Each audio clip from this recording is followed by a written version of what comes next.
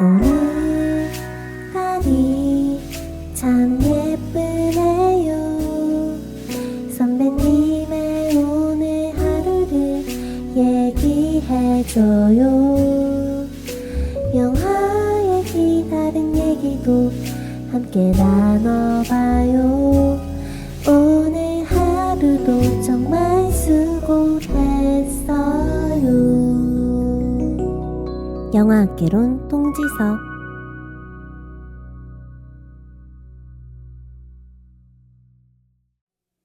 선배님들 안녕하십니까? 박상현입니다. 오늘 방송은 영화학개론 조별과제가 아니라 영화학개론 통지서라는 제목으로 진행이 되겠습니다. 이름 그대로 영화학개론 통지서, 조별과제가 아닌 거죠. 해서 특정 영화를 보고 그것을 리뷰하는 방식이었던 기존의 방송과는 다르게 그동안 이메일을 통해서 선배님들이 보내주신 사연을 아름아름 모아서 읽어드리는 그런 방송 될 것 같아요. 저희 방송이 아직까지 그렇게 대단한 방송이 아님에도 불구하고 선배님들 중에 몇몇 분께서 사연을 보내주셨어요. 근데 또 그렇게 많이 보내신 건 아니고요. 막 부담돼. 막 선배님들의 사랑 어쩔 줄을 모르겠어. 막 이 정도로 부담되는 건 아니었고, 조금씩 보내주셔서 너무 감사한 마음에 읽어드리는 시간 가지려고 합니다. 저희 영화학개론 방송은요, 공지사항에 써있는 것처럼 CINEPOD 숫자 3 gmail, 이 시네팟 3 gmail 메일로 사연 보내주시면 저희가 또 받아서 읽고 또 이렇게 낭독해드리는 시간 가질 수 있을 것 같으니까요. 앞으로도 사연 많이 해당 이메일로 써주시면 되겠습니다. 사연은 저희가 영화학개론이라는 타이틀을 달고 있다고 해서 꼭 영화 이야기만 담아서 보내실 필요는 없어요.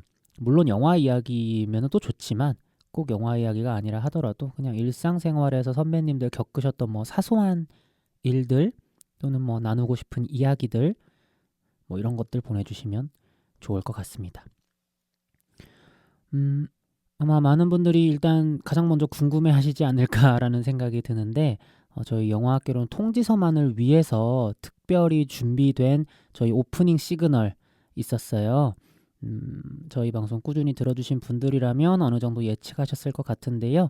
저희 저번 디어 에반 헨슨 영화 다뤘던 에피소드에 출연해 주셔서 또 여러 가지 좋은 이야기 해주셨던 지수별님께서, 뮤지션 지수별님께서 직접 작사 작곡을 해주신 시그널입니다.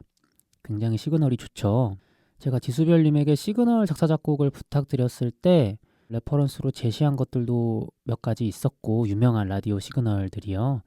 그리고 이제 또 말씀드렸던 것들 중 하나가 좀 심야 라디오 느낌으로 만들어주시면 좋겠다, 이런 말씀을 드렸었거든요. 그래서 이제 시그널 좀 이따 다시 들어보시면 아시겠지만 가사에 달이 언급되기도 하고, 굉장히 또 지수별님께서 심야 라디오 느낌으로 뭔가 아련하고 뭔가 좀 낭만 돋게 이렇게 곡을 만들어 주신 것 같아요. 근데 제가 이 시그널 곡을 듣고 바로 뭐라고 말씀드렸었냐면, 너무 시그널이 고퀄인 것 같다. 저희의 어떤 허접한 방송에는 너무 맞지 않는 우아함인 것 같다. 너무 품격이 있는 것 같다. 품격이 높은 것 같다. 이렇게 말씀을 드렸었어요. 이 시그널만 들으면 뒤에 이제 성시경 님이라든지 이런 분들의 목소리가 쫙 들어와서 잘 자요. 그러니까 이렇게 해줘야 될 것 같은 그런 느낌인데, 또 저희 방송의 퀄리티도 그렇고 또 제 목소리가 그렇게 막 감성 돋게 좋은 목소리가 아닌지라 좀 약간 시그널이 오히려 부담이 된다. 하지만 너무나 좋다. 지수별님께 이 자리를 빌어서 다시 한번 감사 인사드립니다. 사실 이게 라이브로 스트리밍 되는 방송이 아니다 보니까, 그러니까 진짜 말 그대로 라디오가 아니다 보니까, 제가 아무리 심야 라디오 컨셉으로 이 방송을 진행을 해도 선배님들께서는 뭐 녹음된 걸 들으시니 꼭 밤이 아니어도 들으실 수 있겠죠. 뭐 아침에 들으실 수도 있고 낮에 들으실 수도 있고 뭐 오후에 들으실 수도 있고. 근데 뭐 어떡하겠습니까? 저는 그냥 심야 라디오 컨셉으로 진행할 거예요. 네맴. 근데 또 가끔 방송을 하다 보면 사연에 심취해서 저 혼자 또 막 대낮 같은 활기를 띠는 혼자 막 열내는 그런 순간이 올 수도 있겠죠? 심야 라디오답지 않게? 그것조차 내 맴이다. 뭐 언제는 제 맴으로 진행하는 적 있나 싶긴 한데 선배님들 많은 양해 부탁드리겠습니다. 그러면 영어학개론 통지서 오늘 본격적으로 한번 시작을 해볼까요? 첫 번째 사연입니다. 이상욱 님께서 보내신 사연이에요. 교영님, 상현님 안녕하세요. 영어학개론 조별과제를 오랫동안 들었음에도 댓글과 사연, 이메일 쓰기는 주저했던 수줍은 선배 청취자입니다.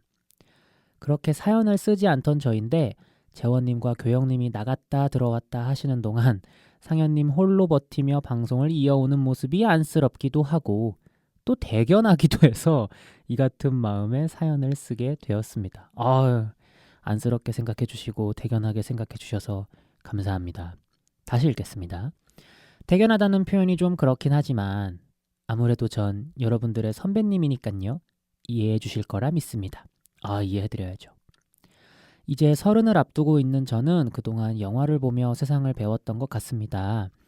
영화를 처음으로 좋아하게 된 건 아마 고등학교 3학년 때였던 것 같네요.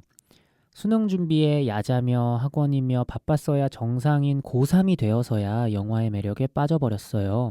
때문에 야간 자율학습 시간과 학원을 오가는 버스 안에서 PMP의 조그마한 화면으로 여러 영화들을 조금씩 봤던 게 기억이 납니다. 상현님도 PMP 뭔지 아시죠? 요즘 어린 학생들은 아마 잘 모를 것 같네요. 그렇죠. PMP. 근데 이게 무슨 약자지? PMP가? 포터블 미디어 플레이어 이런 건가? 저희 세대 때는 PMP가 있었죠. 제가 90년대 초반생인데 PMP 다들 아시죠? 그러니까 지금으로 치면 사이즈가 한 아이폰 맥스 정도의 크기라고 해야 되나? 아니면 갤럭시 노트 시리즈? 제가 갤럭시는 안 써봐서 잘 모르겠지만 좀 큰 화면의 스마트폰들 요즘 있잖아요. 그 정도 크기의 화면을 가지고 있었던 동영상 재생 기기였죠. 네. 제가 초등학생, 중학생 때까지만 하더라도 MP3가 이제 굉장히 유행이었는데 이제 고등학생이 되니까 PMP라는 것이 그때쯤부터 막 유행하기 시작하더라고요. MP3는 아무래도 음악만 들을 수 있었으니까. 근데 이제 이 PMP라는 것은 동영상 재생 기능이 탑재되어 있는 기기다 보니까 저로서는 굉장히 욕심이 날 수밖에 없는 기계였어요. 저는 또 워낙 영화를 그때부터 좋아했기 때문에. 그리고 이게 많은 분들도 공감하실 테지만 아무래도 학생 신분으로서 이 PMP라는 전자기기를 직접 구매하기가 어렵잖아요.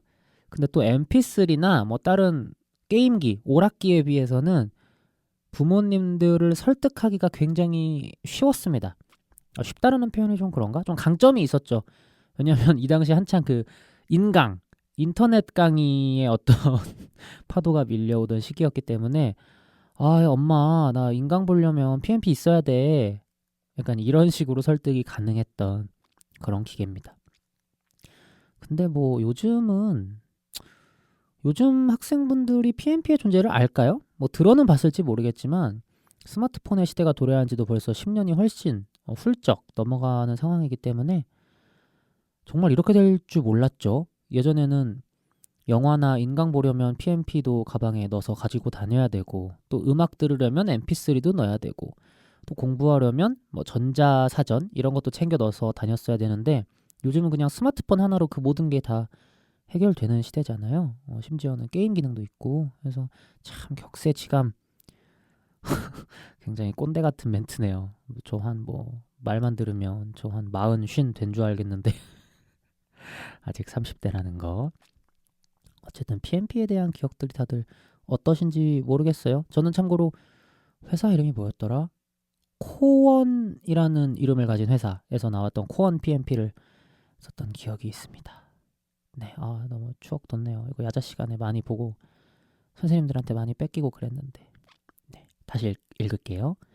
말이 조금 다른 방향으로 샜는데 그 당시 저를 영화 매니아로 이끌어 주었던 영화는 글래디에이터였습니다. 리들리 스콧의 글래디에이터 말씀하시는 거겠죠? 슈퍼히어로 영화들이 인기를 얻고 대세로 난무하던 시절에 보았던 액션 시대극 글래디에이터는 충격 그 자체였습니다. 물론 컴퓨터 그래픽을 비롯한 화면 때깔 같은 것들은 당시의 슈퍼히어로 액션 영화들이 훨씬 더 상위 호환이었지만 글래디에이터에 실제하는 듯한 느낌은 완전 어나더 레벨이더라고요. 그 영화 때문에 당시 어렸던 저는 액션 시대극에 푹 빠져 킹덤 오브 헤븐과 브레이브하트, 300 등 비슷한 영화들을 쭉 찾아보게 되었습니다. 300은 재미있었지만 기대했던 것보다는 별로였어요. 글래디에이터의 실제감에 반했던 저로서는 컴퓨터 그래픽 범벅된 느낌의 300이 영 와닿지 않았나 봐요. 글래디에이터 정말 좋은 영화죠. 리들리 스콧 전성기 때 진짜 훨훨 날아다니시던 시절에 찍었던 영화고, 거기서 러셀 크로우는 정말, 물론 러셀 크로우는 지금도 되게 멋지고 대단한 배우지만 이때는 정말 젊고 정말 혈기왕성한 느낌이 낭낭하게 들어차 있어가지고 정말 여기서 멋졌습니다. 특히 호아킨 피닉스가 연기한 황제에 의해서 자신의 아내와 어린 자식을 모두 잃고 이제 노예로 전락해 검투사로 활동을 하잖아요. 그러다가 이제 그 투구를 쓰고 자신의 정체를 숨긴 채 검투사 생활을 하다가 자신의 아내와 아들을 죽인 그 황제와 다시 대면하게 돼요. 그 순간에 그 투구를 벗고 자신의 인사를 쫙, 자신의 자기소개를 쫙 이렇게 읊는 그런 장면이 있는데 이 영화를 막 엄청 재밌게 보지 않으셨던 분들도 아마 이 장면에서는 매혹될 수밖에 없지 않았을까라는 생각이 듭니다. 또 뭐 방금 말씀해주신 킹덤 오브 헤븐, 브레이브하트 뭐 이런 작품들 다 좋죠. 저는 개인적으로 300도 굉장히 재밌게 보았지만 사연 써주신 이상욱님 말씀대로 약간 좀 실제감은 덜한 영화잖아요. 물론 그게 또 컨셉이기도 하지만, 그래서 멋있고 재미있는 영화긴 하지만 글래디에이터의 그 실제감에 비해서는 확연히 좀 모자란 부분이 있었죠. 이어서, 그런데 요즘 극장엔 이런 큰 영화들이 잘 안 걸리는 것 같네요. 아마도 코로나 때문이겠죠. 저도 극장 가는 발길이 끊긴 지 벌써 1년이 넘어가는 것 같습니다. 비록 그렇게 극장에서 영화는 못 보지만 팟캐스트 방송에서 다루는 영화들 극장에서 안 보고 존버하다가 넷플릭스나 IPTV에 올라오면 뒤늦게 찾아보고 부랴부랴 팟캐스트 방송진도 따라잡고 있어요. 가끔 구독자가 그리 많지 않다며 그냥 우리들끼리만 재밌는 방송인 것 같다며 겸손과 푸념이 골고루 섞인 멘트들 하시던데 저처럼 숨은 애청자가 있으니 너무 외로움 느끼지 않으셨으면 합니다. 다가오는 겨울 준비 잘 하시고 방송 들으시는 다른 선배님 여러분들도 좋은 연말 보내셨으면 좋겠네요. 코로나는 금방 사그라들고 방송은 오래 지속되길 바라겠습니다. 힘내세요. 이렇게 이상욱님께서 감사한 사연 메일 남겨주셨습니다. 정말 너무 감사드립니다. 사실 이상욱님의 이 사연뿐만 아니라 오늘 소개드리는 사연 모두가 사실 사연을 보내주신 바로바로 저희가 소개를 해드리지를 못했어요. 저희 영화학개론 조별과제 본방에서는 영화도 또 다뤄야 되고 그 주마다 또 댓글도 팟빵 댓글창에 써주신 댓글도 읽어야 되기 때문에 이 사연들을 좀 모으다가 어느 정도 좀 쌓이면, 우편함이 좀 쌓이면 그런 느낌으로 우편함이 쌓일 때까지 기다렸다가 이 영화학개론 통지서 방송을 진행하게 된 것이거든요. 그래서 좀 이따 소개해드릴 몇몇 사연도 약간 타이밍이 늦을 수 있다는 거, 버퍼링이 늦을 수 있다는 거 미리 또 양해 부탁드리고 사연 보내주신 선배님들께도 바로바로 소개해드리지 못해서 죄송하다라는 말씀 드립니다. 어쨌든 이상욱님 말씀대로 요즘 극장에 이런 큰 영화들이 잘 안 걸리는 것 같다. 이상욱님께서 말씀해 주셨는데 이제는 조금씩 나아지는 것 같지 않나요? 그쵸? 9월쯤부터 이제 샹치, 마블 영화 샹치와 텐링제의 전설이 개봉되고 그 이후에 쭉쭉 이제 007 노 타임 투 다이라든지 뭐 이런 영화들이 공개가 되면서 조금씩 극장가가 기지개를 켜고 있는 상황이지 않나라는 생각이 들어요. 최근에 마블 또 이터널스도 있었고 워너의 듄도 있었고 물론 듄 같은 경우에는 북미 기준으로 이제 극장 공개와 함께 HBO 맥스 동시 공개를 그런 전략을 펼쳤기 때문에 좀 부담이 덜한 것도 있었겠지만 또 베놈 2도 있었죠. Let There Be Carnage. 제목은 아직도 어려운 것 같아요. 부제를 왜 이렇게 길게 붙였는지 모르겠어요. 그리고 또 이제 박 터지는 올해 연말 12월이 되면 스파이더맨 많은 분들이 기대하시죠? 스파이더맨 3편 노웨이 홈 또 개봉을 하고 또 정말 이제 오랜만에 돌아오는 매트릭스 또 4편으로 리저렉션이라는 부제를 달고 이제 개봉이 되잖아요. 그 이외에도 고스트버스터즈 라이즈라든지 규모는 조금 작지만 에드가 라이트 감독의 신작으로 많은 기대를 받고 있는 라스트 나잇 인 소호 이런 영화들도 개봉될 예정이니까요. 조금만 더 버티시면 극장 나들이 하셔도 괜찮지 않을까라는 생각이 듭니다.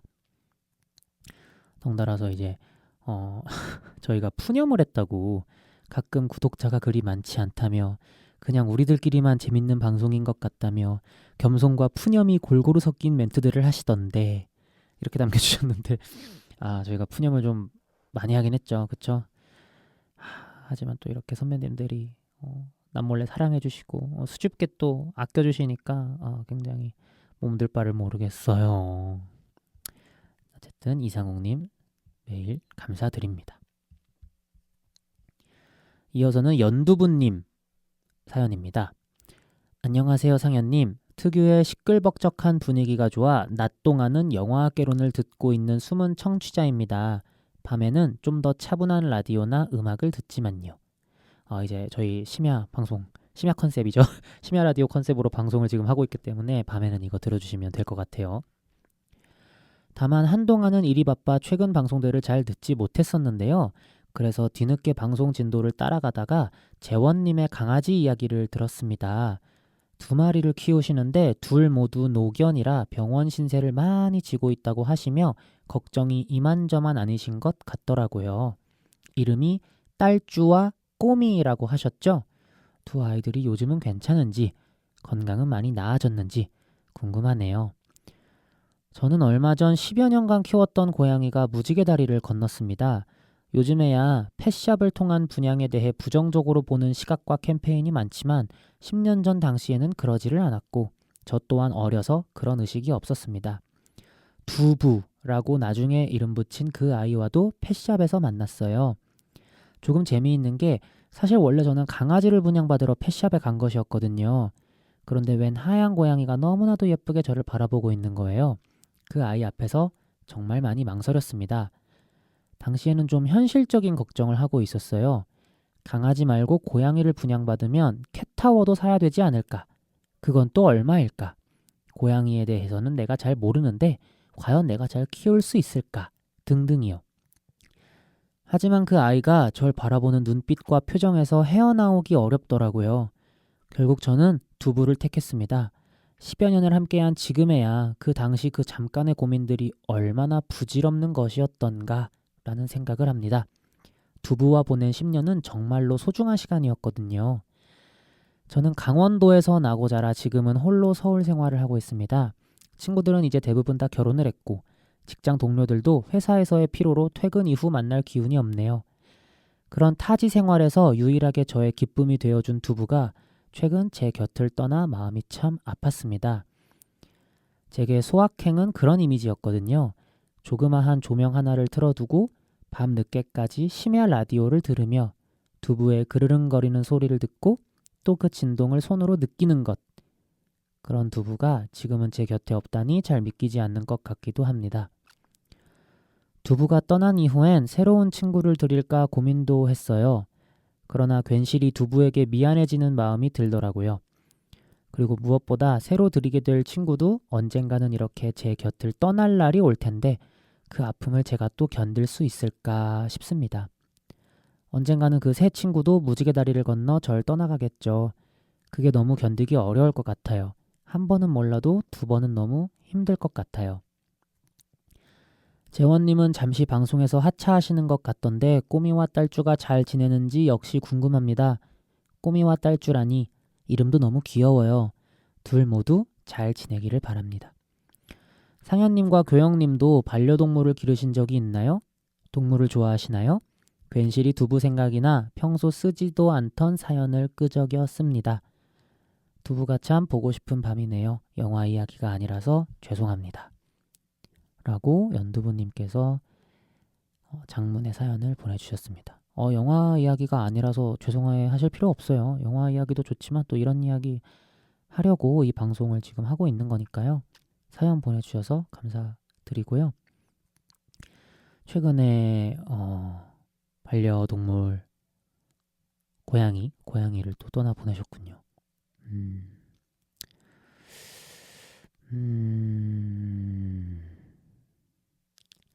어떤 느낌일지 제가 잘 몰라요. 그러니까 일단 애완동물을 키워보셨는지 동물을 좋아하시는지 이제 연두부님께서 여쭤보셨는데 저는 동물을 좋아하는데 좀 웃기게도 반반인 것 같아요. 그러니까 제가 어릴 때 저희 가족이 다 저 빼고 동물들을 안 좋아했어요.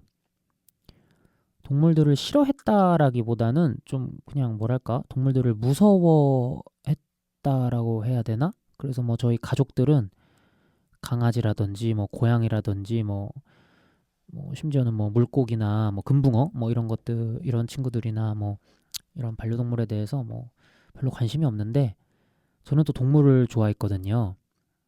근데 이게 특이한 게 그러니까 어린 시절의 환경이라는 게 참 그래서 중요한 것 같아요. 저는 동물을 좋아하는데 저랑 같이 사는 이제 가족 구성원들은 다 동물은 너무 무섭고 귀찮고 뭔가 치워줘야 될 게 많고 뭐 안 좋아할 수 있잖아요. 뭐 그런 얘기들을 이제 제가 옆에서 들으니까 동물을 좋아하면서도 또 한편으로는 동물은 무서운 존재구나 라는 인식이 자연스럽게 어떻게 보면 생긴 것 같아요. 그래서 이제 성인이 되고 나서 지나가는 강아지나 고양이를 봐도 귀엽다, 쓰다듬고 싶다라는 생각이 들지만 또 한편으로는 저 강아지가 날 물면 어떡하지? 저 고양이가 날 핥으면 어떡하지? 또 이런 무서움이 은연중에 있는 것 같아요. 물론 근본적으로는 동물을 굉장히 좋아하고요. 반려동물을 기르신 적이 있냐? 저는 아주 어릴 때 거북이를 기른 적이 있습니다. 거북이. 아마 많이들 어린 시절에 키우셨던 종일 것 같은데 그 붉은 귀 거북이인가요? 보통 여러분들 어릴 때 애완용 거북이라고 이제 생각할 때 애완용 거북이라는 말을 들으셨을 때 딱 바로 떠오르는 그 거북이가 아닐까라는 생각이 드는데요. 그 당시엔 좀 제가 어렸기 때문에 많이 유치해서 그 거북이 이름도 메칸더 V라고 제가 지었었어요. 메칸더 V. 굉장히 이름을 길게 지었죠. 하지만 멋있잖아요. 네. 그래서 메칸더 V를 길렀었는데 이런 얘기 해도 되나? 제 어린 시절의 추억인데 저희 고모님께서 불자시거든요. 저는 사실 뭐 종교적으로는 좀 문외 아니긴 한데 어느 날은 고모님이 오셔서 저한테 어린 저에게 이렇게 말씀하시는 거예요. 그러니까 이런 동물들을 사람이 가둬두고 기르는 게 사실 안 좋은 거다. 어느 부분에서는 맞는 말씀이시기도 했죠. 그래서 어쨌든 그렇게 말씀을 하셔서 갑자기 이제 방생이 결정된 거예요. 이 거북이 메칸더 V가. 근데 저는 사실 방생하고 싶은 마음이 1도 없었거든요. 근데 그날 갑자기 그렇게 결정이 돼서 어항을 들고 차에 타서 근처 저수지로 가서 그 친구를 방생했던 그런 기억이 있습니다. 아직도 그 밤중에 어두운 저수지 깊은 곳으로 메칸더 V가 사라져가던 그 메칸더 V의 뒷모습이 잊혀지질 않네요.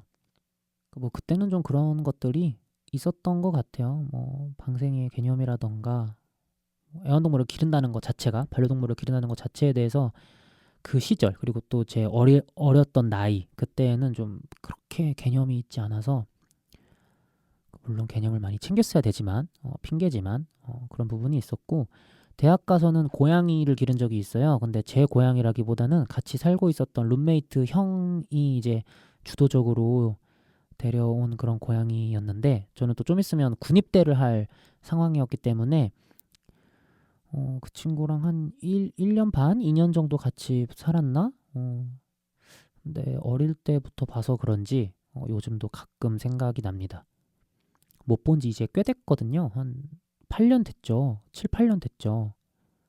근데 아직도 가끔 생각나는 친구예요.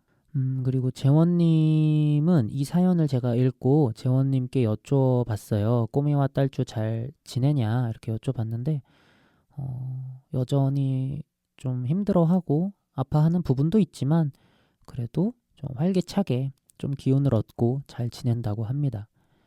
그래서 꼬미와 딸주 좀 잘 지냈으면 하는 바람이 저도 있고요.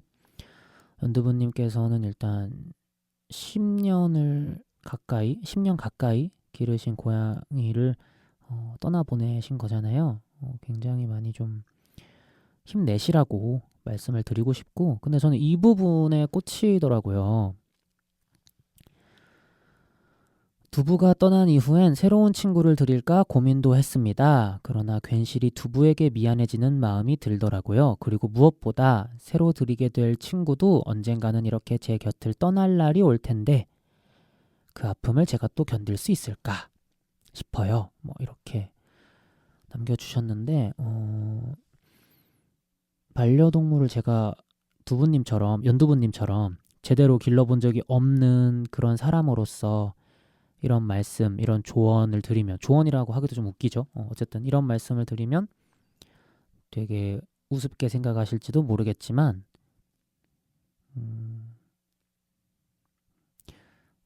좀 돌려 얘기해서 드니 빌레브 감독의 어라이벌, 국내 개봉명은 컨택트죠. 컨택트를 보면서 저는 이런 걸 많이 느꼈던 것 같아요.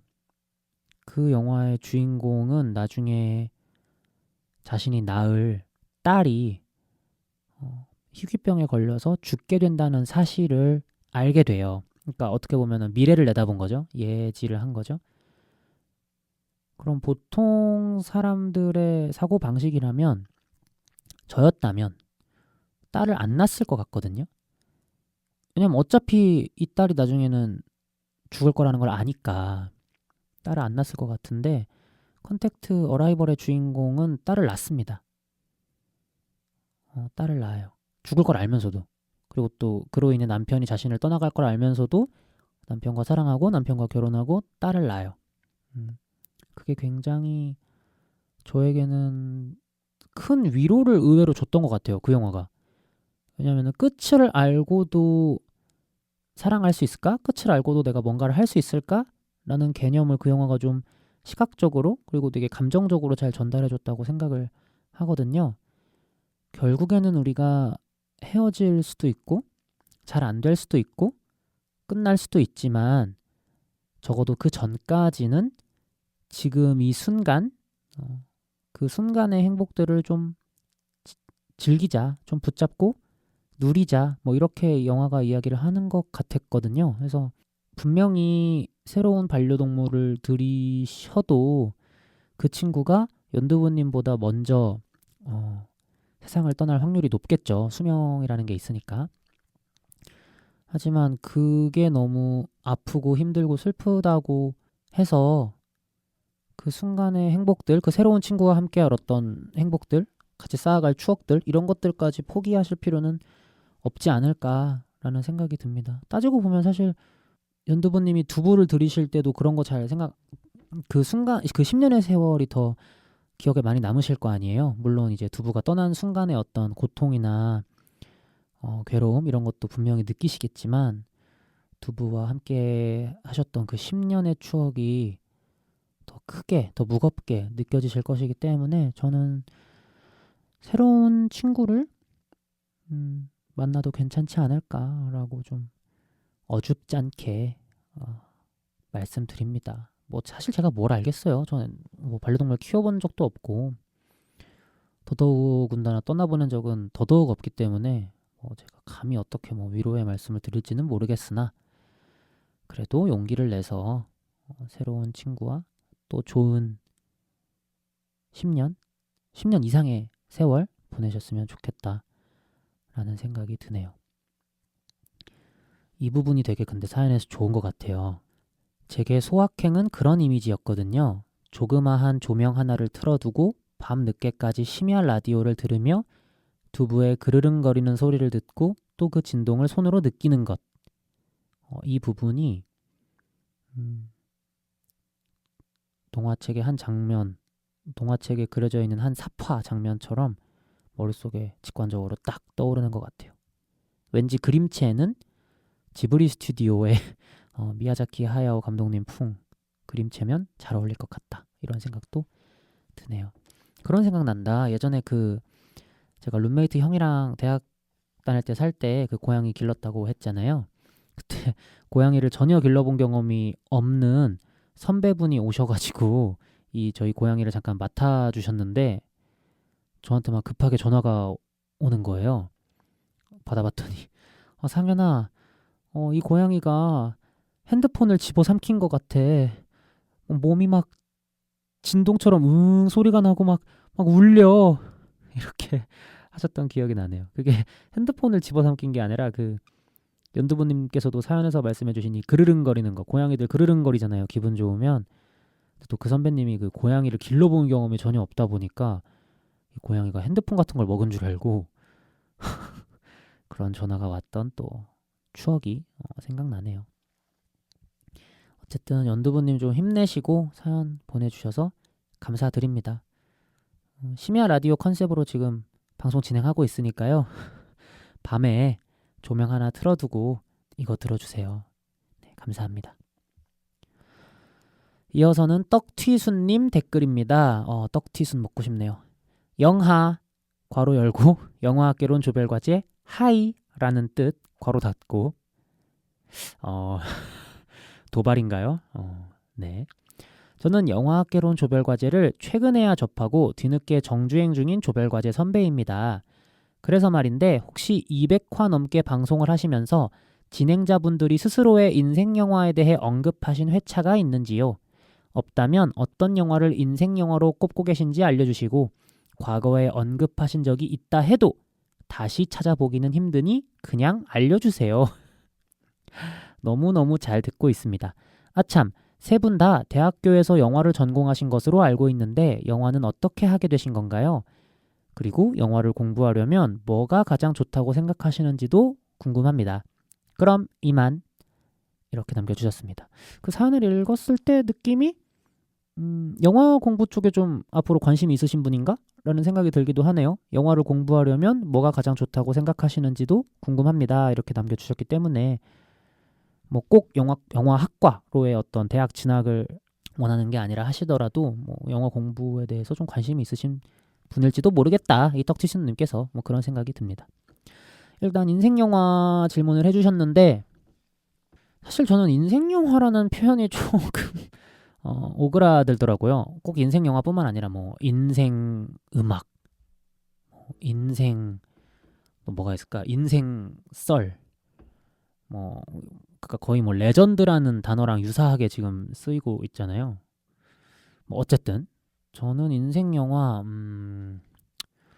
너무 많아서 한 편만 꼽기는 좀 뭐한데 가장 먼저 떠오르는 영화들을 얘기하자면 아까 러셀 크로우 얘기가 나왔으니까 저는 커티스 헨슨 감독님의 LA 컨피덴셜 굉장히 좋아하고요. 거의 느와르 영화, 범죄 영화 계열에서는 진짜 최고 아닌가라는 생각이 들고 또 많은 분들이 좋아하시는 트루먼쇼도 좋아하고 좀 더 대중적으로 가면은 저는 마블의 가디언즈 오브 갤럭시 1편을 굉장히 좋아합니다. 그 영화는 걸작이라는 칭호를 붙이기에는 굉장히 모자람도 많고 좀 어리숙한 부분도 있지만 그래도 그 영화가 갖고 있는 에너지라든지 감성이라든지 유머라든지 이런 것들이 너무 저에게 잘 와닿았던 것 같아요. 그래서 가디언즈 오브 갤럭시도 굉장히 좋아하고 좀 고전으로 가면 저는 구로사와 아키라 영화들 좋아합니다. 츠바키 산주로 정말 재밌는 사무라이 영화죠. 안 보신 분들 있다면 대부분 다 이제 7인의 사무라이랑 요진보 정도 또는 뭐 라쇼몽, 고로사와 아키라의 사무라이 영화들 중에 뭐 이런 영화들이 좀 더 유명한 상황인데 츠바키 산주로도 그에 못지않게 굉장히 오락적으로 재밌는 작품이거든요. 그래서 츠바키 산주로 안 보신 분들 계시면 개인적으로는 한번 보셔도 괜찮은 고전 영화다. 고전이면 보통 지루하다라는 인식이 있는데 전혀 그렇지 않다. 굉장히 재밌다. 뭐 이렇게 말씀드릴 수 있을 것 같습니다. 뭐 그 이외에는 뭐 알폰소 쿠아론의 그래비티도 좋아하고요. 뭐 마크 웹 감독의 500일의 썸머라든지 뭐 타란티노의 바스터즈 아니면은 데이비드 핀처의 소셜 네트워크, 뭐 히치콕의 사이코도 좋죠. 아니면은 베넷 밀러의 머니볼이라든지 그리고 제가 몇 년 주기로 계속 다시 보는 영화가 있는데 어쩌면 그런 게 좀 더 인생 영화라는 타이틀에 걸맞을지도 모르겠네요. 저는 리틀 미스 선샤인이라는 영화를 너무 좋아해요. 진짜 너무 많이 봐서 이미 결말 다 어떻게 되고 이 장면에서 어떻게 이야기를 하고 주인공들이 어떤 대사를 하고 이런 걸 어느 정도 이제 알고 있음에도 불구하고 볼 때마다 약간 눈물을 머금게 되는 영화인 것 같고요. 또 마지막에는 굉장히 기분 좋게 영화가 끝나서 굉장히 저 자신도 영화를 보고 있던 저 자신도 기분이 몽글몽글해지는 그런 영화가 이 리틀 미스 선샤인이다. 인생 영화라고 할 수 있겠네요. 제가 기억하기로 재원 씨 인생 영화는 뭐 여러 편이 있지만 제일 웃긴 게 라라랜드거든요. 그러니까 이분이 항상 뭐라고 얘기하냐면 자기는 뮤지컬 영화를 진짜 안 좋아한대요. 갑자기 그렇게 막 진지한 상황에서 음악으로 막 노랫말로 막 자신의 감정이나 상황을 이야기하는 거 너무 적응이 안 된대요. 웃기대요. 근데 라라랜드만큼은 자신의 인생 영화래요. 여러분 이렇게 인간이라는 존재가 복합적인 존재입니다. 그쵸? 아이러니한 존재. 재원 씨 인생 영화 중에 한 편 라라랜드인 것으로 알고 있고 교혁 씨는 뭐 마블 영화들 많이 좋아하시니까 특히 캡틴 아메리카 시리즈 굉장히 좋아하시는 것 같던데 윈터 솔저라든지 시빌워라든지 뭐 스파이더맨 시리즈 저는 샘 레이미 감독의 스파이더맨 2 그것도 저의 인생 영화 중 한 편이죠. 굉장히 잘 만든 슈퍼히어로 영화를 넘어서 굉장히 잘 만든 그냥 영화 시네마라고 생각을 하고요. 이번에 또 샘 레이미가 마블로 복귀해서 닥터 스트레인지 2 그거 연출하고 있다고 해서 굉장히 그것도 기대가 되고 있습니다. 그래서 이렇게 인생 영화 좀 설명이 됐을까요? 또 질문 남겨주신 게 떡튀수님께서 그 세 분 다 대학교에서 영화를 전공하신 것으로 알고 있는데 영화를 어떻게 하게 되신 거냐, 또 영화를 공부하려면 뭐가 가장 좋다고 생각하시느냐 질문하셨는데 저랑 재원 씨는 영화를 전공했고 교혁 씨는 연극과에서 기획 쪽으로 이제 또 공부를 하신 분이에요. 그래서 기획력이 굉장히 좋으세요. 사실 이 팟캐스트 방송도 초창기에 저랑 같이 의기투합하게 된 게 교혁 씨의 어떤 불도저 같은 리드가 있어서 이게 다 된 거라고 해야 할까요? 그래서 굉장히 기획력이 좋으시다.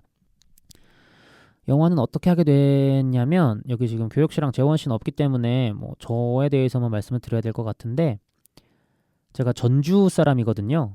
전주에서 이제 19살까지 살다가 고등학교 마치고 이제 대학 올라온 케이스인데 제 기억으로는 아마 초등학교 2학년 때인가 3학년 때에 극장이라는 공간에 처음 갔던 것 같아요.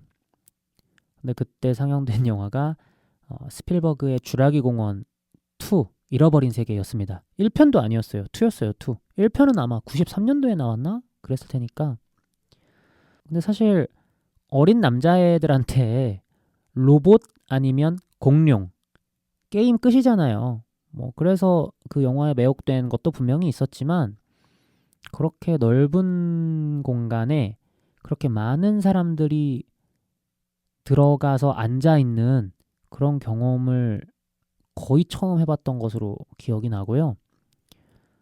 또 공룡이 이미 멸종된 존재잖아요. 그래서 세상에 없는 어떤 것을 현실화시킬 수 있다라는 점에서 또 매혹적으로 생각을 했던 것 같아요. 그래서 이제 그때 이후로는 영화를 만드는 일을 하고 싶다라는 생각을 해왔고 다행히 그 이후로는 꿈이 바뀐 적이 없습니다.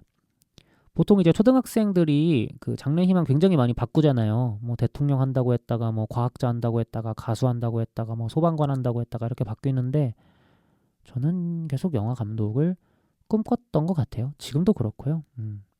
그래서 영화는 그렇게 하게 된 것 같습니다. 영화를 공부하려면 뭐가 가장 좋다고 생각하시는지도 궁금합니다. 저는 이거 단언코 영화를 많이 보는 게 중요하다고 생각을 합니다. 진짜로. 영화를 많이 보는 게 정말 중요하죠. 누벨바그의 대표적인 기수였던 프랑스와 트리포가 그런 이야기를 한 적이 있지 않습니까? 그 유명한 이야기. 당신이 영화를 사랑하고 또 사랑하고 싶다면 가장 첫 번째로 같은 영화를 2번 봐라. 그리고 2번째로 그 영화에 대해서 글을 써라. 그리고 마지막 3번째로 직접 영화를 만들어라. 그 이상은 없다. 라고 이제 프랑스와 트리포가 이야기를 했잖아요. 저는 그 말이 진짜 맞다고 생각해요. 그래서 일단 영화를 최대한 많이 보시고 또 좋았던 영화, 좋아하는 영화는 또 2번, 3번 또 보시고 이어서는 그 영화에 대한 글을 쓰시고 뭐 비평이라는 표현이 좀 부담스럽다면 그냥 감상문 정도 남기는 식으로 끄적이셔도 될 것 같고요. 블로그에 쓰시면 제일 좋죠. 사실 저는 어느 정도는 그 글을 읽어주는 사람들, 봐주는 사람들이 있다고 가정을 하고 또 상정을 해야 글이 좀 더 다듬어진다고 생각을 하거든요. 그래서 뭐 조회수가 얼마나 나올지는 모르겠으나 조그마한 블로그라도 하나 운영하시면서 보신 영화들 정리하는 게 좋지 않나. 저도 그렇게 계속 하고 있고 이게 습관으로 자리 잡혀버리니까 어느 순간부터는 영화를 보고 나서 그 영화에 대한 글을 짧게나마 쓰지 않으면 그 영화를 나중에는 본 적 없는 상태로 돌아가는 것 같은 그렇게 될 것 같은 강박이 생기더라고요. 그래서 영화에 대한 글을 쓰고 있고 마지막 이제 3번째 영화를 만드는 것. 뭐 영화를 저는 만들어는 봤죠. 뭐 대학에서도 만들었고 그 이후에도 만들었고 지금도 종종 만들고 있고 물론 뭐 좋은 영화들이라고는 할 수는 없겠지만 어쨌든 그 시작은 영화를 가장 많이 보는 것 아닐까라는 생각이 듭니다. 취향을 고려하지 않고 폭넓게 보시는 게 가장 또 중요할 것 같아요. 제가 변영주 감독님과 어떻게 좀 이렇게 공식적인 자리에서 수업도 듣고 멘토링도 듣고 할 기회가 있었는데 그때 변영주 감독님께서 이런 말씀을 하셨거든요. 여러분들은 지금 어부인데 어부가 그물을 들이웠을 때 그 안에 특정 어종만 잡히는 걸 바라진 않지 않을 거 아니냐. 그러니까 그물을 던졌는데 광어만 잡히는 것을 어부들이 생각하지 않는다는 얘기죠. 그물을 열어보면 그 안에는 광어도 있고 복어도 있고 해마도 있고 쏘가리도 있고 할 텐데 그러면 그 쏘가리 버릴 거냐? 광어가 아니라고 해서 버릴 거냐? 그게 아니다. 다 매운탕 알차게 끓여 먹고 나중에 그 에너지로 다른 물고기들을 잡는데 써야 되지 않겠냐? 뭐 이런 식의 이런 요지의 말씀을 하신 적이 있는데 그래서 최대한 다양한 장르를 탐독하라 라고 하셨던 거였어요. 그 말씀이. 공포영화를 제가 공포영화를 안 좋아함에도 공포영화로 예를 드는 게 좀 웃기긴 한데 공포영화에도 뭔가 배울 게 있겠죠. 또 그 배운 게 나중에는 멜로드라마나 액션 장르 같이 전혀 다른 종류의 장르, 전혀 다른 분위기의 장르에 또 적용할 수 있는 부분들이 있기 때문에 장르나 내용 어떤 그런 거 취향 가리지 말고 최대한 많이 다양한 영화를 보시는 게 좋지 않을까라는 생각이 들어요. 또 대학교 가면 영화과에 가면 제 경험인데 영화를 많이 안 본 사람들이 너무 불리한 환경이에요. 그러니까 영화 한 편을 만들 때 크리스토퍼 놀란도 배트맨 비긴즈 이제 프로젝트에 착수하고 나서 가장 먼저 한 일이 주요 제작진들을 다 불러 모아서 블레이드 러너, 리들리 스콧의 블레이드 러너 상영한 거였다고 들었거든요. 그 영화를 보여준 이유가 앞으로 우리가 만들 배트맨 비긴즈라는 영화는 이 블레이드 러너와 유사한 느낌으로 갔으면 좋겠다라는 어떤 이야기를 하기 위해서 그 상영회를 열었다고 하더라고요. 그래서 그런 게 있어요. 진짜 영화과에 가면 야, 이 시나리오 그 장면 그 어떤 영화의 어떤 장면 같지 않냐? 이러면 딱 이제 알아듣게 되는 게 있거든요. 근데 만약에 그 영화를 내가 안 봤다. 내가 안 본 영화다. 그러면 좀 설명의 품을 좀 더 들여야 되는 거죠. 그런 부분에서 영화를 많이 보는 게 영화를 무조건 많이 보는 게 제 개인적으로는 영화 공부에 있어서 가장 기본이 되고 가장 또 중요한 그런 소양이지 않나라는 생각이 듭니다. 어쨌든 이렇게 질문 가득한 떡튀수님의 사연 이메일 되게 감사드리고요. 이어서는 개두식님의 사연입니다. 개두식 수사부일체 주인공 아닌가요? 네. 안녕하세요. 잘 듣고 있어요. 상현 씨는 평소 영화 보느라 드라마를 잘 챙겨보지 못한다고 했는데 저는 영화보다 오히려 드라마를 더 많이 보는 것 같아요. 넷플릭스 드라마들 중에서는 브리저튼을 정말 재밌게 봤고 한국 드라마들은 이태원 클라스, 나의 아저씨 등등을 재밌게 보았네요. 최근에는 전 세계적으로 난리인 오징어 게임 역시 재밌게 봤는데요. 기생충과 방탄소년단에 이어서 한국 드라마가 전 세계를 탈탈 털고 있는 것 같아 한국인으로서 기뻐요. 다음 한류 열풍은 어떤 작품이 될까요? 애플에서 지금 한국 감독과 배우들로 드라마를 찍고 있다 하던데 이성균 배우님 나오는 거요. 다른 한류 콘텐츠가 이 기세를 얼른 이어받았으면 좋겠네요. 라고 남겨주셨습니다. 일단 말씀해주신 오징어 게임 굉장히 난리였죠. 해서 저로서도 굉장히 기분이 좋았는데요. 다른 한류 콘텐츠가 이 기세를 얼른 이어받았으면 좋겠네요. 뭐 이것도 약간 개두식님께서 보내주신 지 꽤 된 사연이어서 지금 벌써 지옥 연상호 감독의 지옥이 굉장히 좋은 흥행세를 보이고 있던데요. 공개된 지 얼마 안 돼서 월드와이드 1위 넷플릭스 순위 1위에 들기도 하고 굉장히 좋은 그런 반응이 나오는 것 같습니다. 애플 TV 플러스를 구독하고 있음에도 불구하고 아직 그 김지훈 감독님과 이성균 배우님 주연의 닥터 브레인은 제가 보지를 못했어요. 보기 싫어서 안 봤다기보다는 좀 이제 시즌 피날레가 되면 시즌 피날레까지 다 나오면 그때 빈지 워칭을 해야겠다라는 생각이 들어서 지금 기다리고 있는 거여서 그 이외에 말씀해주신 브리저트는 제가 보지를 못했어요. 이거는 오징어 게임 나오기 전까지 넷플릭스 역대 박스오피스 1위를 차지하고 있던 작품으로 제가 알고 있고 이태원 클라스는 저도 재밌게 봤습니다. 후반부가 좀 아쉬운 감이 있었지만 방영 당시에 JTBC 본방을 기다리면서 굉장히 즐겨봤던 기억이 나고요. 나의 아저씨는 제가 좀 늦게 넷플릭스를 통해 본 편인데 이 작품도 굉장히 좋더라고요. 기생충과 방탄소년단에 이어서 한국 드라마가 전 세계를 탈탈 털고 있는 것 같아 한국인으로서 기쁘다 이렇게 말씀해 주셨잖아요. 아마 개두식님뿐만 아니라 대한민국의 모든 분께서 다 그런 걸 느끼시지 않을까라는 생각이 들어요. 또 인터넷 커뮤니티 넷상에서 굉장히 많이 요즘에 이제 다시 화제가 되고 있는 글이 있잖아요. 그 백범김구 선생님이 남기신 말, 그 백범일지를 통해서 내가 원하는 우리나라라는 이제 제목으로 나는 우리나라가 세계에서 가장 아름다운 나라가 되기를 원한다. 가장 부강한 나라가 되기를 원하는 것은 아니다. 내가 남의 침략에 가슴이 아팠으니 내 나라가 남을 침략하는 것은 원치 아니한다. 우리의 부력은 우리의 생활을 풍족히 할 만하고 우리의 강력은 남의 침략을 막을 만하면 족하다. 오직 한없이 가지고 싶은 것은 높은 문화의 힘이다 라고 말씀해 주셨잖아요. 김구 선생님의 이런 염원이 2000년대 들어서 이제 조금씩 이루어지고 있는 것 같아서 굉장히 저도 기쁘죠. 일단 지금 현재 제일 잘 나가고 있는 각종 OTT 서비스들에서 한국 컨텐츠, K 컨텐츠 기획이 굉장히 활발하게 논의가 되고 있는 상황이고 또 말씀해주신 대로 기생충을 통해서 봉준호 감독이 또 칸 영화제와 아카데미를 모두 다 탈탈 터셨기 때문에 오징어 게임도 그렇고 BTS도 최근에 아메리칸 뮤직 어워드에서 굉장히 큰 상을 받았더라고요.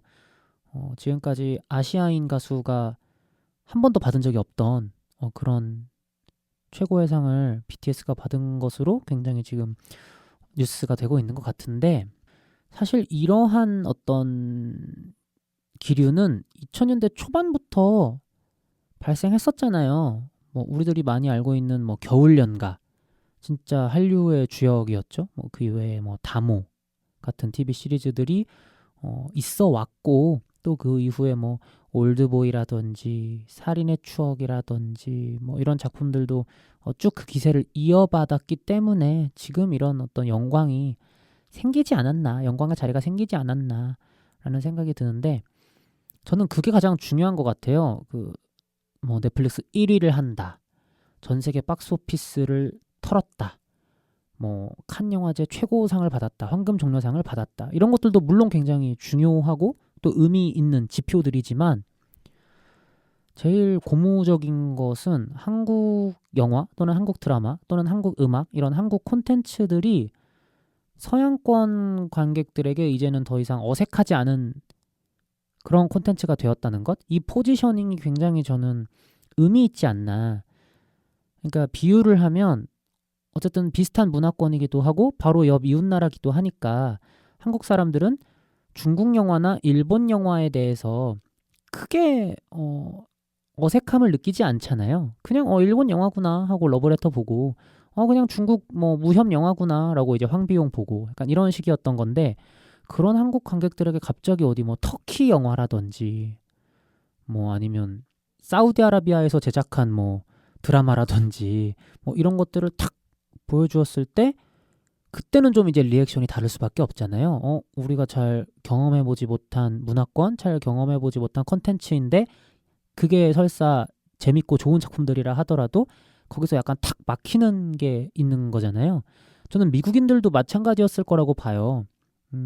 물론 뭐 미국이 뭐 세계의 전부, 세계의 중심인 것은 아니지만 최근에 또 BTS가 아메리칸 뮤직 어워드를 털었기 때문에 말씀을 드리는 건데 미국 사람들 기준에서는 할리우드라는 어떤 전 세계에서 가장 커다란 꿈의 공장, 가장 커다란 영화 공장이 이제 자국 내에 있으니까 당연히 미국 영화, 자국 영화에 대해서 어떤 큰 가산점을 자국 영화에게 큰 가산점을 줄 수밖에 없는 건 당연한데 영국 영화라든지 같은 이제 영어권 국가니까 캐나다 영화에 대해서는 좀 더 무리 없이 받아들이는 상황이었겠죠. 좀 더 나아가면은 예전부터 이제 문화 강국의 지위를 유지하고 있었던 프랑스의 어떤 콘텐츠라든지 뭐 이런 것들에게도 굉장히 열려 있었을 거고요.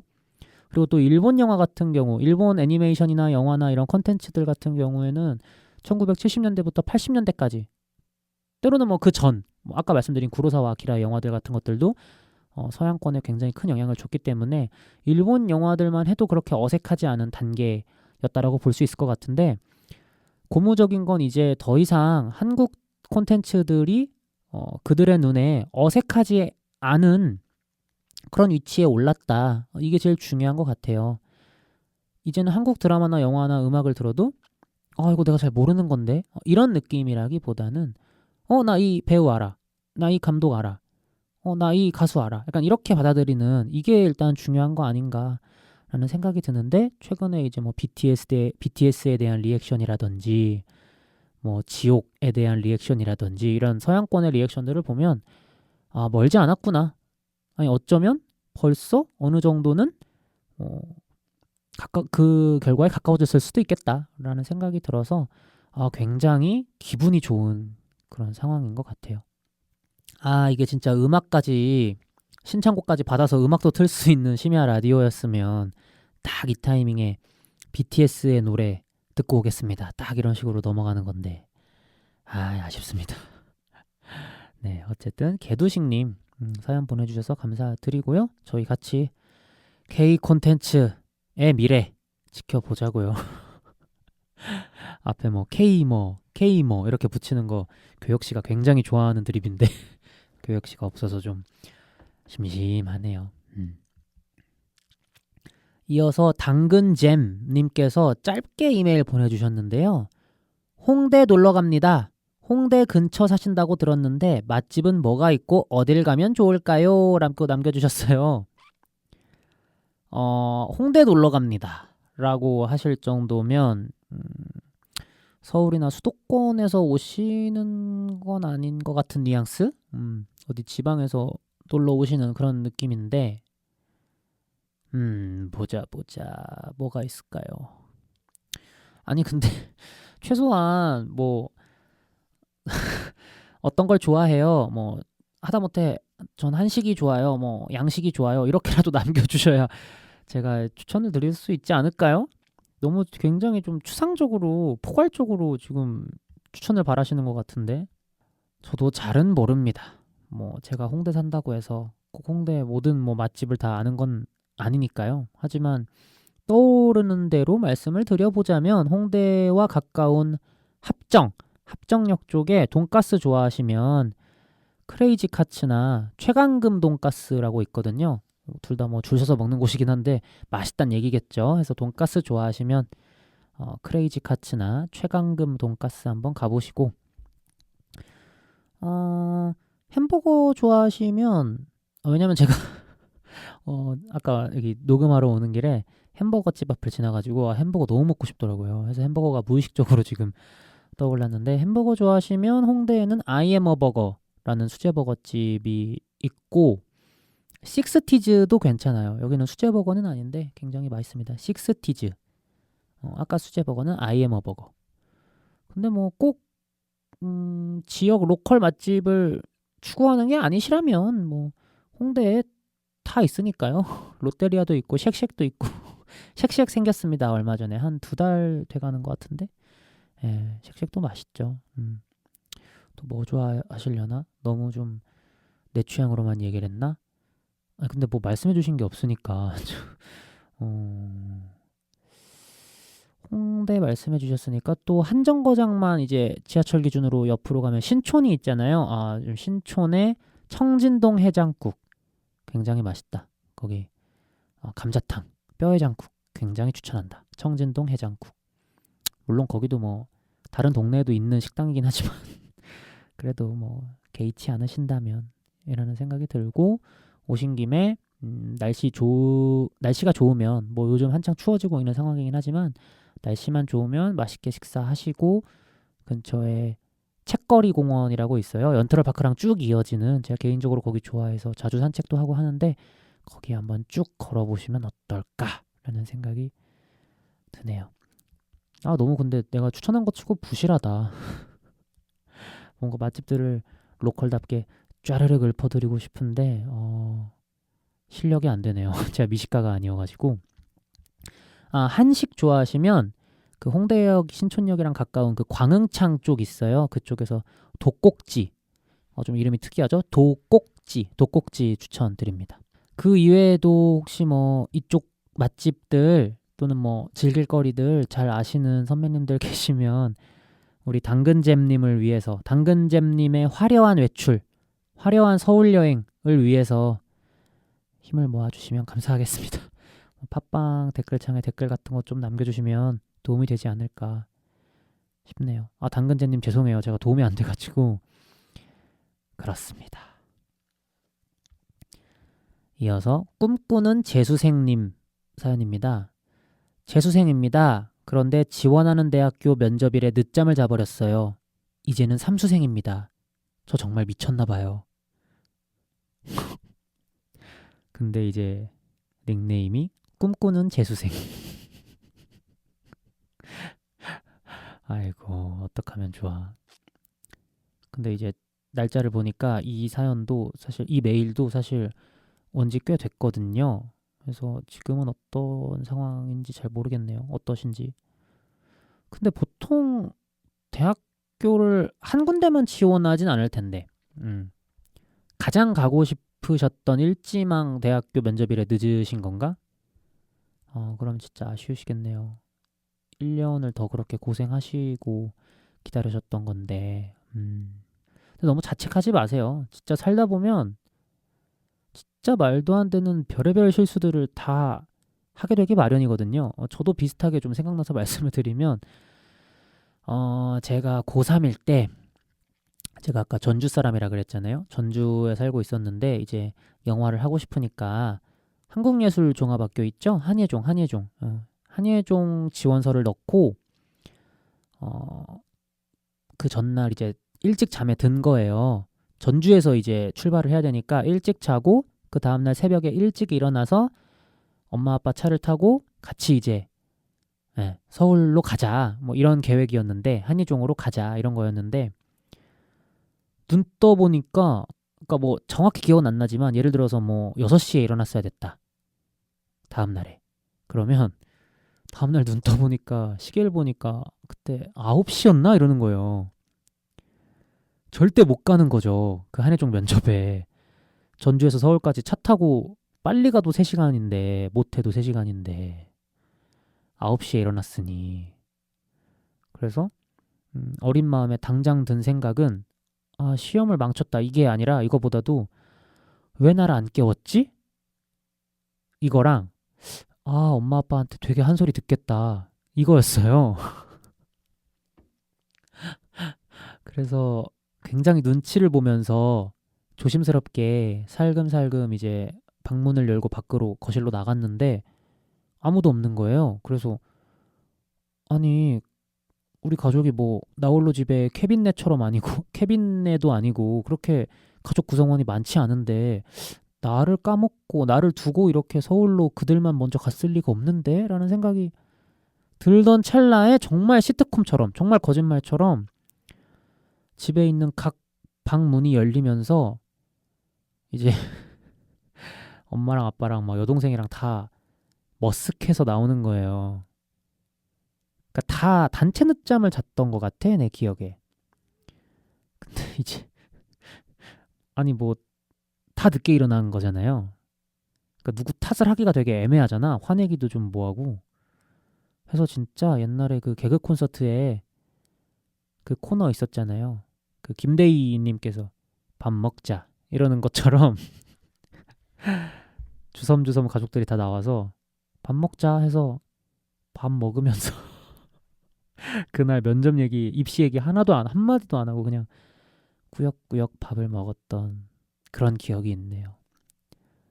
그래서 한예종은 시도도 못 해보고 끝났다. 이게 내 결론이다.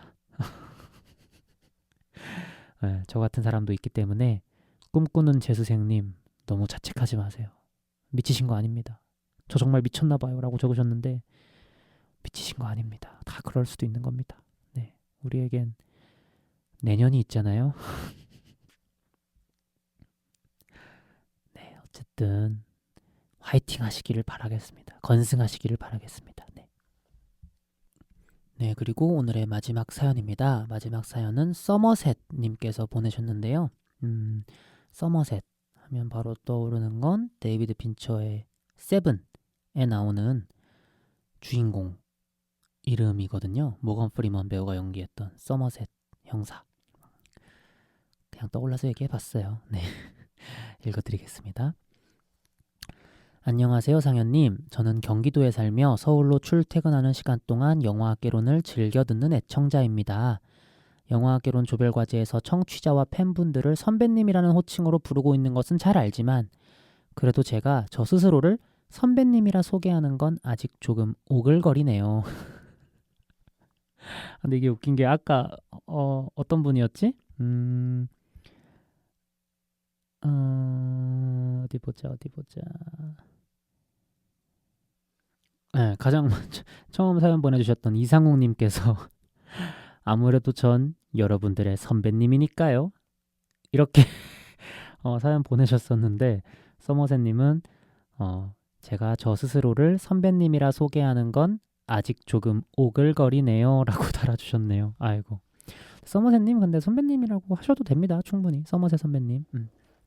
이어서 읽어드리면 익명의 힘을 빌어 먼저 말씀드리자면 전 레즈비언입니다. 제 파트너와도 방송을 함께 들어보려 했는데 아직 입덕시키지는 못했어요. 조만간 꼭 새로운 선배님으로 만들고야 말 겁니다. 본인은 선배님으로 스스로를 칭하는 걸 되게 오글거려 하시면서 네. 여러 방송들을 통해 전 세계적인 흐름이 되어버린 정치적 올바름, 즉 PC에 대해서 상현님과 재원님, 교영님이 말씀해 주시는 것들 잘 듣고 있어요. 아무래도 영화 속 다른 주제들에 비해 좀 더 소수자에 대한 텍스트이다 보니 저도 더 귀를 기울이게 되더라고요. 물론 스스로를 소수자라는 틀 안에 가두고 싶진 않지만요. 그런 의미에서 세 분이 하시는 말씀들도 다 이해가 돼요. 성 정체성과 성 지향성, 인종, 민족, 국가, 종교 등등 지금까지는 할리우드 메인스트림에서 잘 주목받지 못하고 있던 지구라는 이 세계의 다양성이 거대 규모 블록버스터 등을 빌어 표현되는 것은 좋지만 저 역시도 상현님과 재원님 말씀처럼 그 주제가 영화의 재미보다 우선되면 안 된다 생각하고 있거든요. 오히려 어쩔 때는 그런 장면들이 생색내기처럼 보이기까지에 싫더라고요. 여러 백인과 흑인들 사이에 동양인 한 명 껴주면서 자, 우리가 얼마나 동양인들도 아끼는지 봤지? 라고 하는 것 같았어요. 여러 남성 캐릭터들 사이에 여성 한 명 껴주면서 여러 기독교인 캐릭터들 사이에 이슬람 한 명 껴주면서 여러 이성애자 캐릭터들 사이에 동성애자 한 명 껴주면서 자, 우리가 얼마나 자애로운지 한번 봐봐 라고 영화들이 말하는 것 같았거든요. 최근 관람한 이터널스는 그러한 정치적 올바른 물결의 정점 같기도 했는데 그랬는데도 불구하고 이상하게 좋더라고요. 아무래도 단순하지만 여러 다수 안에 한두 명의 소수가 끼어있는 듯한 인상이 아니라 그랬는지도 모르겠습니다.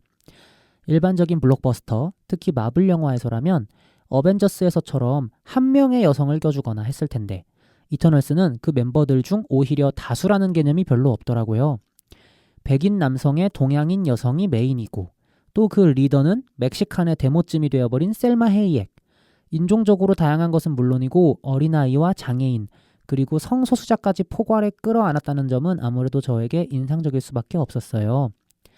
지금까지의 영화들에서 레즈비언들은 지나치게 터프하기만 하거나 종종 우스꽝스럽게 묘사될 뿐이었거든요.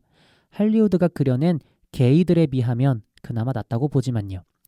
어쨌거나 한국에서는 지금 제 파트너와의 결혼은커녕 환영받는 동거조차 꿈도 꿀 수 없는 상황인데 이터널스의 파스토스는 게이로서 자신의 남편과 행복한 가정을 꾸리기까지 했잖아요. 할리우드의 여전한 생색내기라는 생각이 들면서도 또 한편으로는 그 노골적인 태도에 마음을 열 수밖에 없는 제 자신이 안쓰럽기도 하네요. 항상 즐거운 톤으로 방송 만들어주시는 세 분께 괜시리 울적한 이야기를 꺼낸 것 같아 죄송합니다. 그런데 문체가 그랬을 뿐이지 그렇게까지 우울하진 않았어요. 영화를 은근 재밌게 보기도 했고 오히려 이 글을 쓰는 동안 제 생각을 천천히 정리할 수 있어서 기분이 좋기까지 했습니다. 아마 지금 방송 시작하신 지 4년째 정도 되신 것 같은데 짧다면 짧고 길다면 길다 할 수 있는 그 시간 동안 함께 방송 꾸려오신 세 분의 우정이 너무 멋지네요. 우정. 그쵸, 우정이죠. 우정과 의리. 네. 덩달아 가끔 나와주시는 루루님이나 안다다씨님, 셀린님, 표표님, 석돌님 등 진행자 세 분을 도와주시는 분들이 많아 보여 이유는 모르겠지만 제가 기분이 다 좋아요. 매주 시간 맞춰 놀이터에 나와 함께 뛰어놀며 수다 떠는 아이들을 보고 있는 듯한 느낌이랄까요? 언제나 지금처럼 꾸준히 방송해주시면 좋겠습니다. 이 글은 읽어주시지 않아도 괜찮아요 라고 남겨주셨는데 제가 읽어드렸네요. 너무 감사해서 읽을 수밖에 없었어요. 네. 그리고 또 서머셋님께서 하신 말씀들 다 좀 공감하는 편이어서 말씀 읽어드렸습니다. 네. 이터널스는 확실히 저는 재밌게 봤는데도 불구하고 확실히 주변 분들은 되게 다 재미없게 보셨더라고요. 굉장히 길고 지루하고 좀 그랬다고. 근데 뭐 저는 재밌게 봐가지고 이 정치적 올바름 측면에서 이터널스가 확실히 의미가 있는 작품인 거는 맞는 것 같습니다. 어벤져스 같은 경우 예시를 들어주셨는데 그 영화도 메인 멤버 대여섯 명 중에 한 명만 여성 캐릭터인 거잖아요. 블랙 위도우. 그런 식의 구성이 많았는데 이 이터널스 멤버들을 쫙 이렇게 펼쳐놓고 보면 백인 남성도 있고 백인 여성도 있고 또 동양인 남성도 있고 동양인 여성도 있고 장애인 농인도 있고 또 어린 아이도 있고 성인도 있고 동성애자도 있고 이성애자도 있고 구성들이 굉장히 다양해서 이 10명의 메인 주요 캐릭터들 중에 그나마 다수라고 할 수 있는 쪽이 어디인가를 좀 쉽게 짚어낼 수 없게 하는 그런 어떤 전략적인 캐스팅, 전략적인 설정 같은 것들이 돋보였던 그런 부분이 확실히 있는 것 같아요. 그 부분이 참 서머셋님의 사연에서 많이 와닿네요. 한국에서는 지금 제 파트너와의 결혼은커녕 환영받는 동거조차 꿈도 꿀 수 없는 상황인데 라고 하시면서 그 이터널스의 파스토스가 게이로서 남편과 행복한 가정을 꾸리기까지 한 것에 대해서 굉장히 좀 그러셨던 것 같아요. 근데 제가 이 사연을 읽고 떠오른 그 맥락이 있었는데 몇 해 전에 미국에서 그 동성 간 결혼을 합법 판결 내리면서 그 해당 판사가 이야기했던 그 단락이 있잖아요. 그 단락이 전 떠오르더라고요.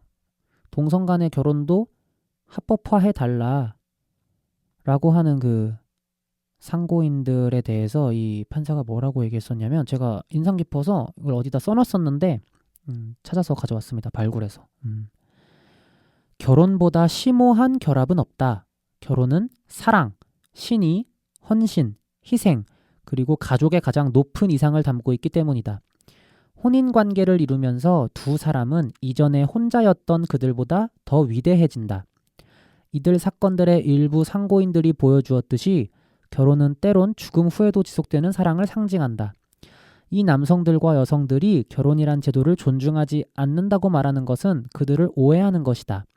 그들은 오히려 결혼을 존중하기 때문에, 스스로 결혼의 성취감을 이루고 싶을 정도로 결혼을 깊이 존중하기 때문에 청혼하는 것이다. 그들의 소망은 문명의 가장 오래된 제도 중 하나로부터 배제되어 고독함 속에 남겨지지 않는 것이다. 그들은 법 앞에서 동등한 존엄을 요청하였다. 연방 헌법은 그들에게 그럴 권리를 부여한다. 이렇게 판결을 했었는데, 가장 마음에 와닿는 부분을 발췌하면 핵심은 그거였던 것 같아요. 누구도 고독함 속에 남겨질 이유는 없다. 이 맥락이 이 판결에서 가장 제 마음을 때린, 저뿐만 아니라 많은 전 세계 사람들의 마음을 때린 부분이 아닐까 싶네요. 누구도 고독함 속에 남겨질 이유는 없다. 서머셋님 힘내시길 바라겠고, 저도 서머셋님 이 사연을 우울한 사연이라고 생각하지 않았기 때문에 굉장히 좋은 영화 이야기라고 생각을 했기 때문에 즐겁게 읽고 또 낭독했습니다. 서머셋님 긴 댓글 남겨주셔서 감사드려요. 또 댓글 또 이제 사연 남겨주세요. 네.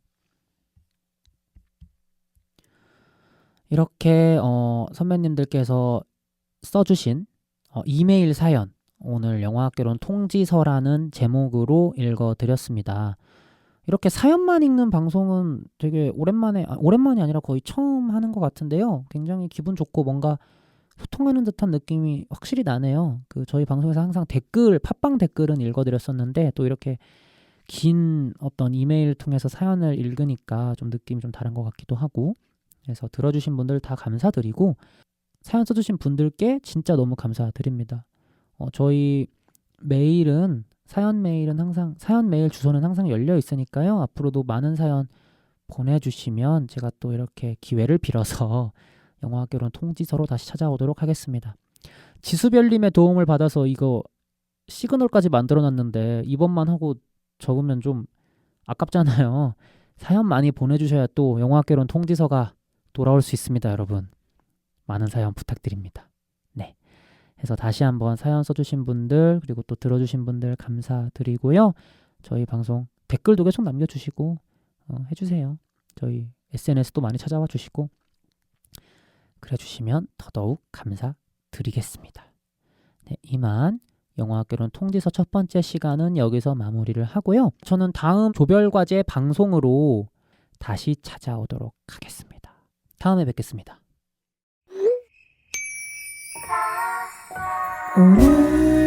오늘따리 참 예쁘네요.